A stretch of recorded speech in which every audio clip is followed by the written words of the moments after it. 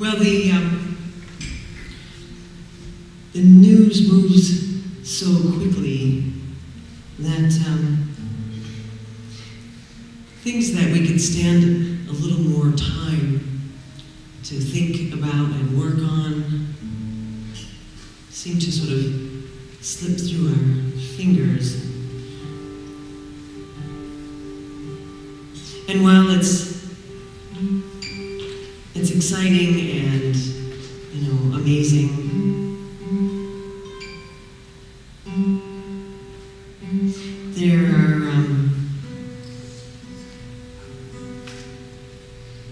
there are families that,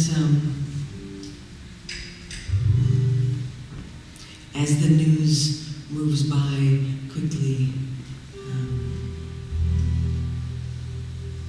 are still living with their part of the news. And as Gabrielle Giffords heals, even at the remarkable rate that she's healing, she's still sitting, and her family's still sitting with that news, as are the families that lost family members that day. And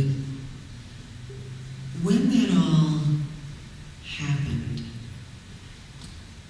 I couldn't help but think about the discrepancy between what we teach our children about violence and how we behave as adults, how we solve conflict as individuals and as a nation. And I was also thinking back on the testimony at the Winter Soldier hearings.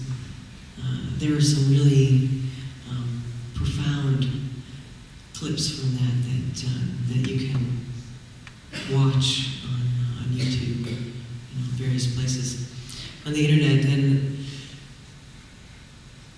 I come from a military family. My father falsified his application, joined the Army when he was 15. His mother, my grandmother, died when he was a toddler, and he joined again when Pearl Harbor happened. And then my nephew, one of my oldest sister's sons, from the time he was a tiny little boy, loved airplanes, and he always wanted to fly. So as soon as he was old enough and his parents had the means to send him to flight school, so he studied with many, many different instructors, and as he got older and more skilled, after a while his instructors were saying, well, look, if you want to fly the biggest jets and the newest equipment, you're really going to join the military. And this was the little boy I gave his first guitar. He's a pretty good player, actually. But he was stationed at the first, actually trained at the Naval Air Base that my father was trained at. And he always wanted to be a commercial pilot. But he found himself on September 11th in the tragically awkward position of sitting in the cockpit of a fighter jet in the desert with orders to shoot down the next commercial airliner he saw. He went on to the first aircraft carrier into Afghanistan after that. So, needless to say, holidays are awkward when our family gets together. But I'm particularly interested in that moment where that transition, that transformation happens from just following orders, following the party line, to when the conscience kicks in.